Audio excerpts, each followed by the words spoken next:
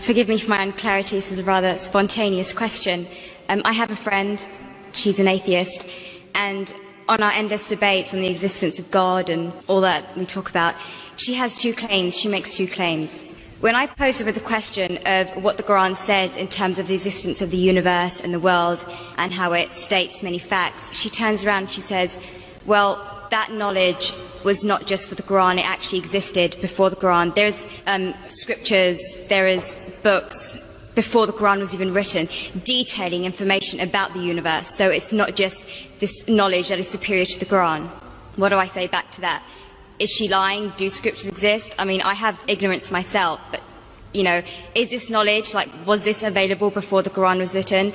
And secondly, another claim she makes is that I give the analogy of, you have something in creation, who knows it?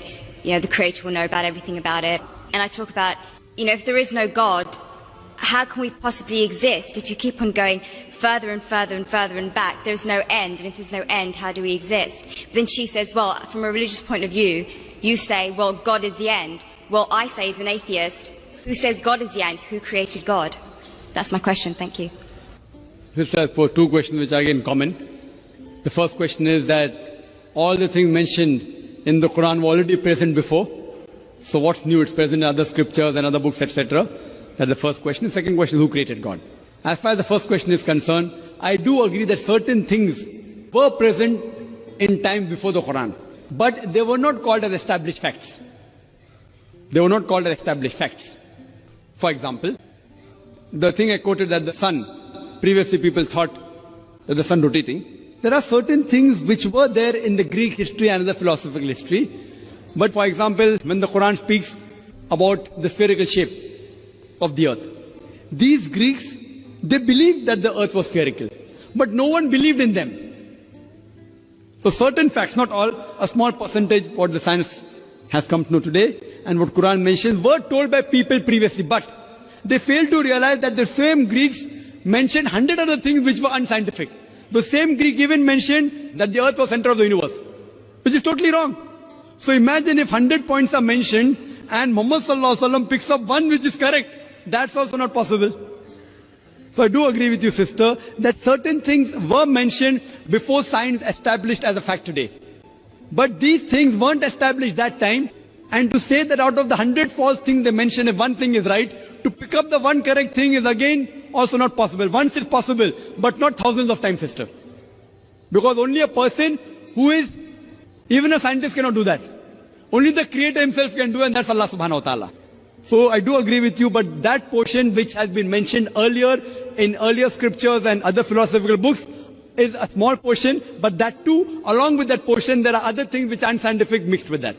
Coming to the second part of the question, that who created God? Normally people in Dawah, they used a false strategy of logic, which tips itself.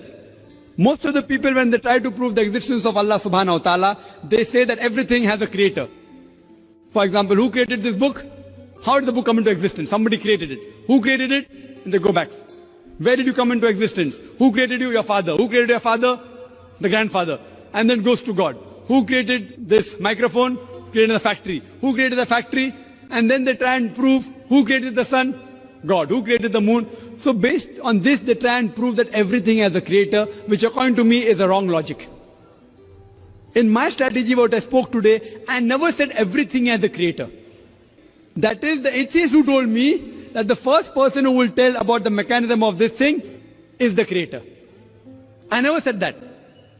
I say every created thing has a creator.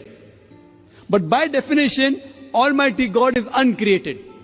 It is like there's a person, suppose my friend, he comes and tells me that my brother John was admitted in the hospital. He gave birth to a baby. Was it a girl or a boy? Can you guess, sister? Was it a girl or a boy? Brother John gave birth to a baby. Was it a girl or a boy? Brother John was admitted to the hospital. He gave birth to a baby. Was it a girl or a boy? Can you guess? You can't guess. Can anyone guess? How can a man have a baby? So to ask the question, he gave birth to a baby, was it a girl or a boy, is illogical. The same thing, the definition of Allah is uncreated. The moment you say who created Allah, he ceases to be Allah. Therefore, the definition of God is uncreated. Therefore, Almighty God has got no creator, if He is a true Almighty God. Hope that answers the question.